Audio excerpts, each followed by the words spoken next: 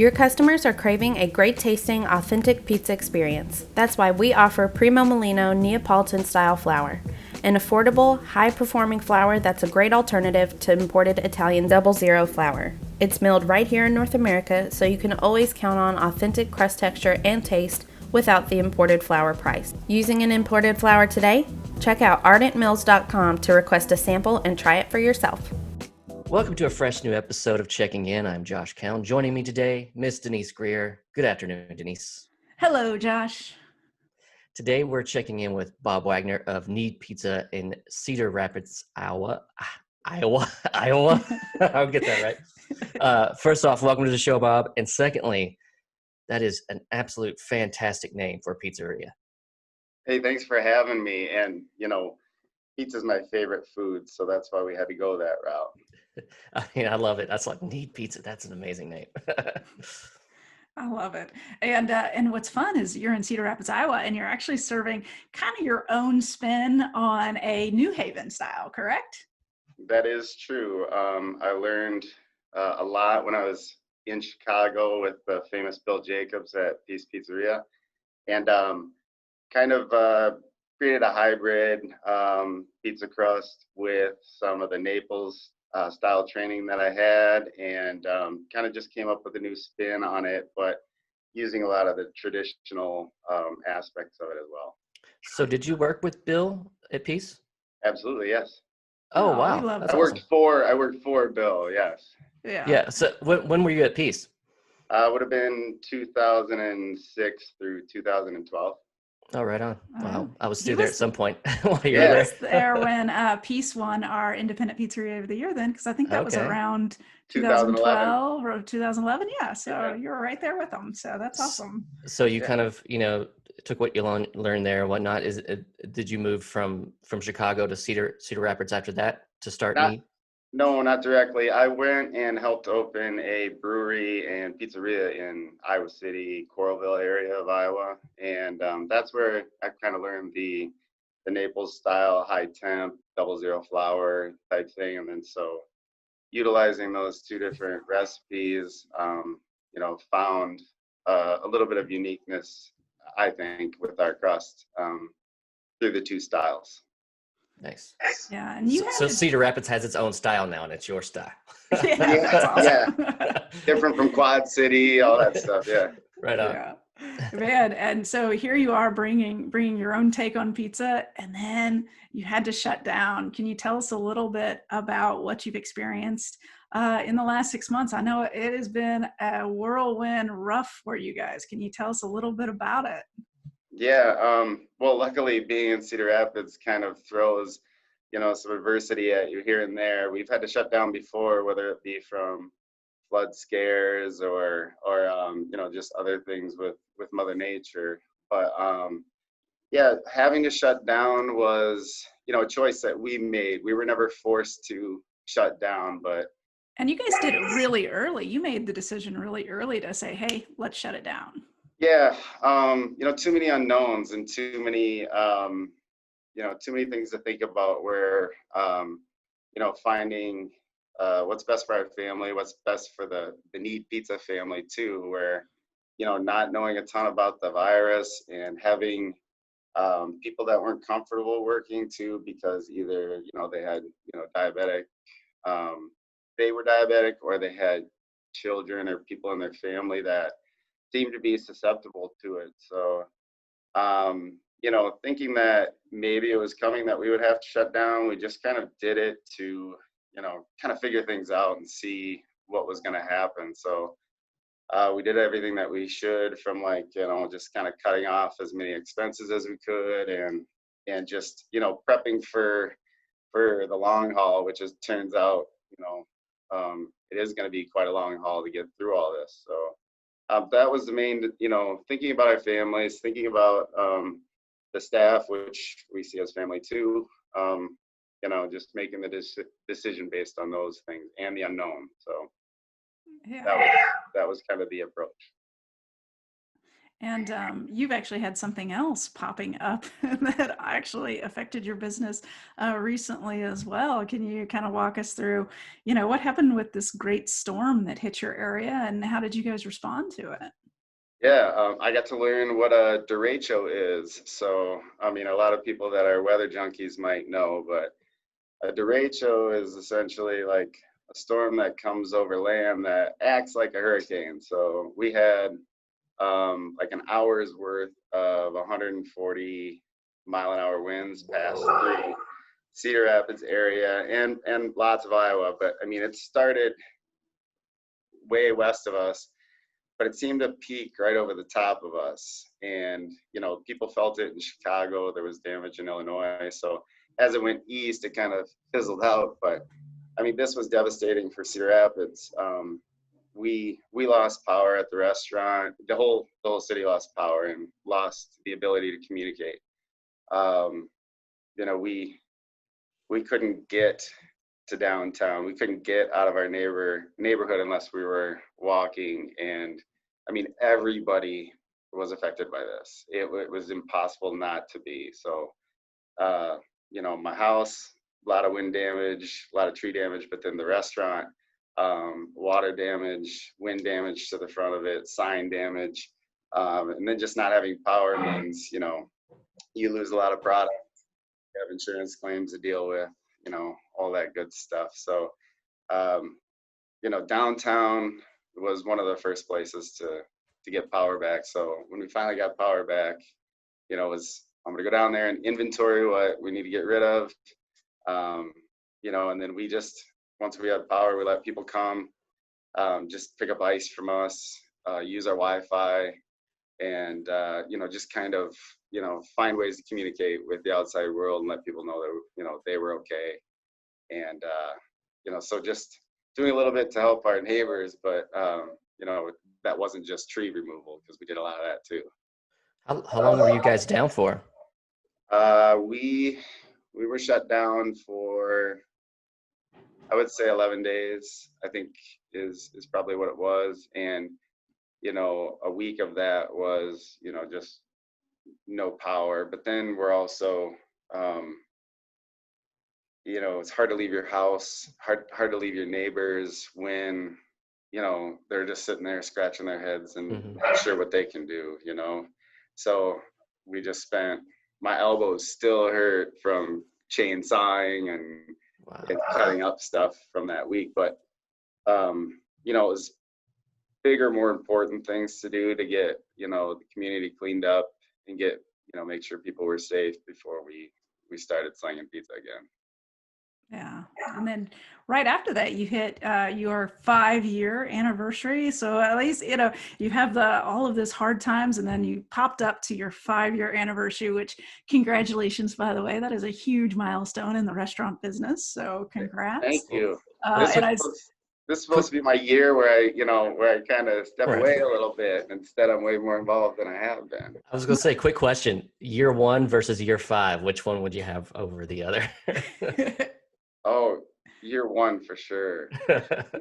Our year 5, we usually have this big party for our 5-year, and it's a huge fundraiser. So we obviously couldn't do that because we can't, the congregation aspect of it, but we just decided to do 5 years, so 5 weeks of fundraising that way. So nice. We picked a local cancer research foundation called I Know Jack that we're very fond of and do a lot of work with. The PR Foundation out of Chicago that works with military vets. We work for Trees Forever since we lost so many trees. It's a foundation that's, we're going to help donate money and help plant trees in the area to German Shepherd rescue. So a lot of different things that we took 5 weeks out of that. And so we got 5 weeks of celebration to compensate for not having a big party. I gotcha. And now that we're into November, have you been able to settle down a little bit and get into a normal-ish rhythm? Yeah, I think so. The downtime allowed us, when we were closed, allowed me to do something that I've been wanting to do for years, which was some R&D on a baking program for the restaurant. So that's been very, very fun. And, So do tell, what is that?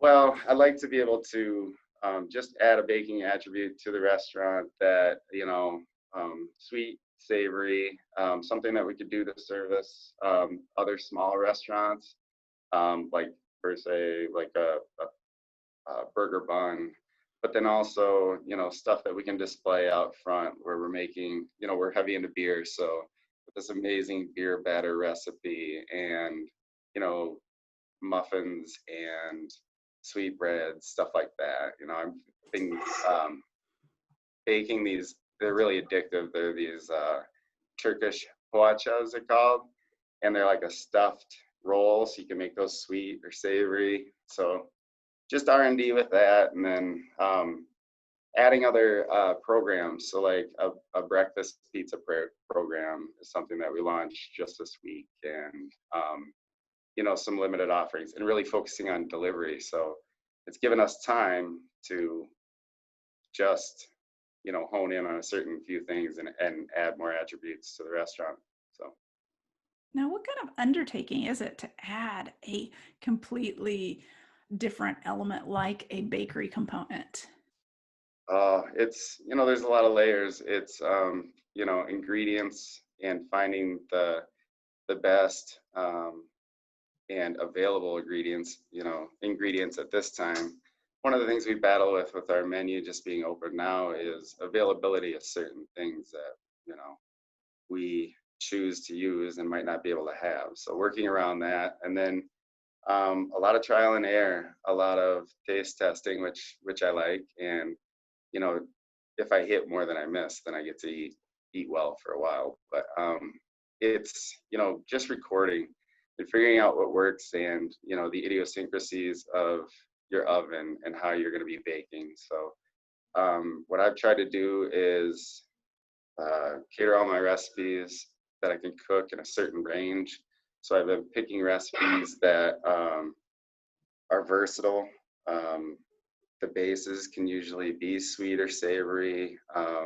They're forgiving and with the elements, and then just a lot of recording, humidity, time and temperature, having that notepad right there, and making sure that you're consistent and not changing too many things at once. So if I want to tweak a recipe, I'm usually changing 1-2 things max. So I kind of know that they're either having a drastic effect or not. So you guys have a big beer program. So Cedar Rapids, did it have any ordinances so you can do takeout beer or takeout liquor there? That's an excellent question. And yes, the Iowa Alcohol and Beverage Division did a great job for us with, allowing people to kind of, when they were picking up pizza, they could order a beer and they could drink it on the sidewalk. Nobody was getting harassed, or, we were able to do takeout liquor, shots even. And then they kind of loosened all the reins on that, and now they're slowly tying them back in, since people can dine in now. So now you need special carry out containers to do liquor.